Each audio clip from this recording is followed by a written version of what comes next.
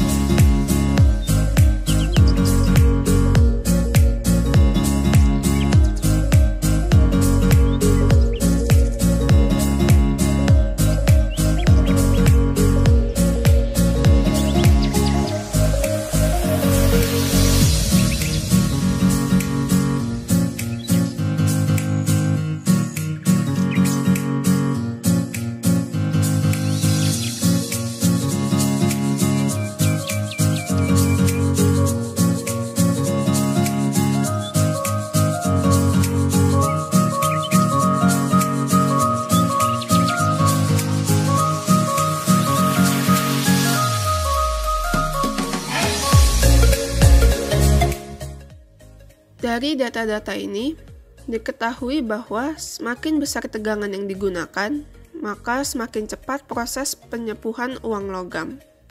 Hal ini disebabkan tegangan listrik mempengaruhi jumlah muatan yang mengalir dari anoda ke katoda. Semakin besar tegangannya, maka semakin banyak muatan yang mengalir. Oleh karena itu, semakin besar tegangan listrik, maka semakin cepat reaksi penyepuhan logam yang terjadi.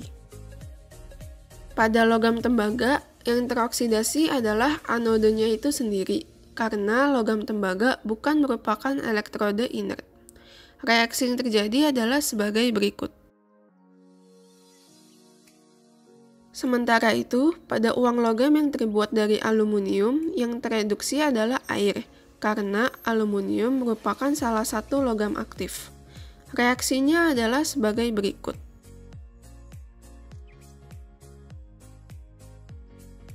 Faktor-faktor yang mempengaruhi proses penyepuhan logam adalah besar tegangan, waktu menyepuh logam, kondisi plat tembaga yang digunakan, dan luas logam yang ingin dilapisi.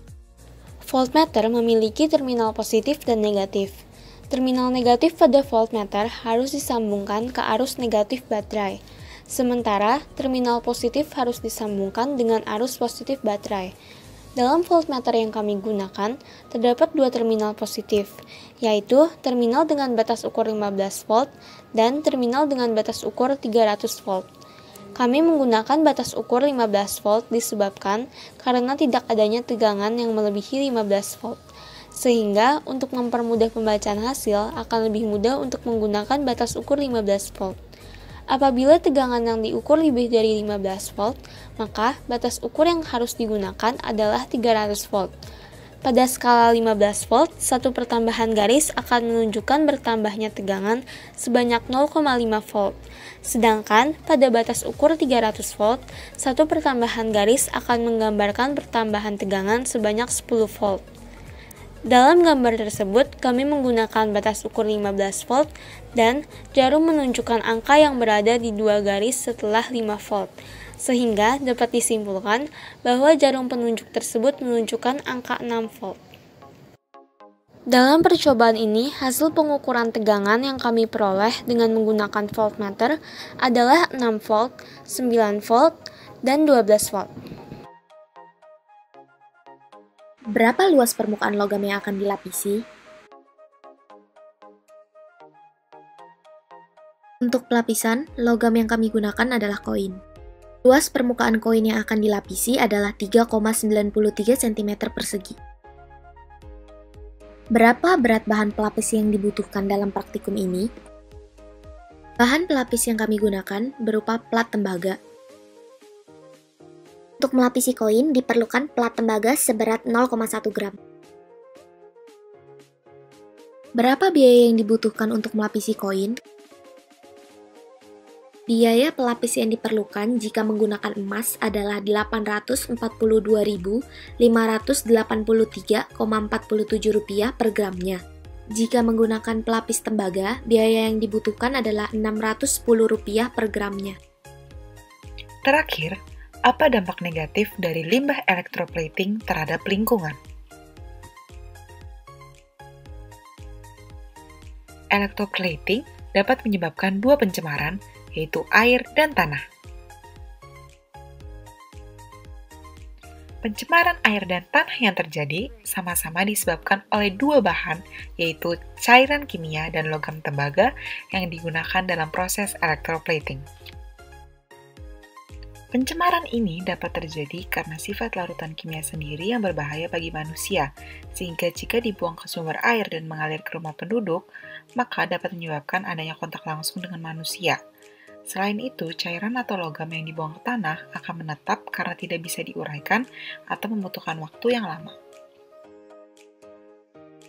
Pencemaran air dan udara dapat berdampak terhadap makhluk hidup. Yang pertama adalah penyakit pada manusia, yaitu iritasi ketika larutan berkontak langsung dengan mata atau kulit manusia. Selain dari larutan pada air, manusia juga dapat terkena penyakit jika mengkonsumsi ikan yang telah terkontaminasi oleh limbah logam. Dampak kedua adalah kerusakan pada ekosistem.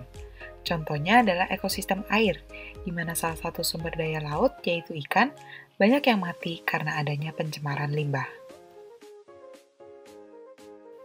Tak hanya itu, kerusakan ekosistem juga dapat terjadi apabila larutan dibuang ke dalam tanah dan tanaman menyerap larutan tersebut sehingga berpindah kepada konsumen yang memakan tanaman itu.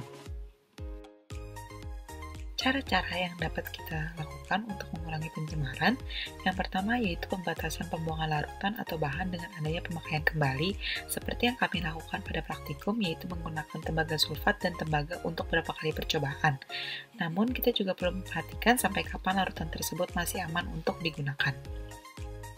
Cara kedua untuk mengurangi pencemaran yaitu dengan mengolah limbah cair kimia sebelum dibuang dengan menetralkan cairan kimia yang kita gunakan dengan cairan kimia lainnya yang memiliki sifat kebalikan. Cara yang ketiga adalah dengan tidak membuang bahan sembarangan.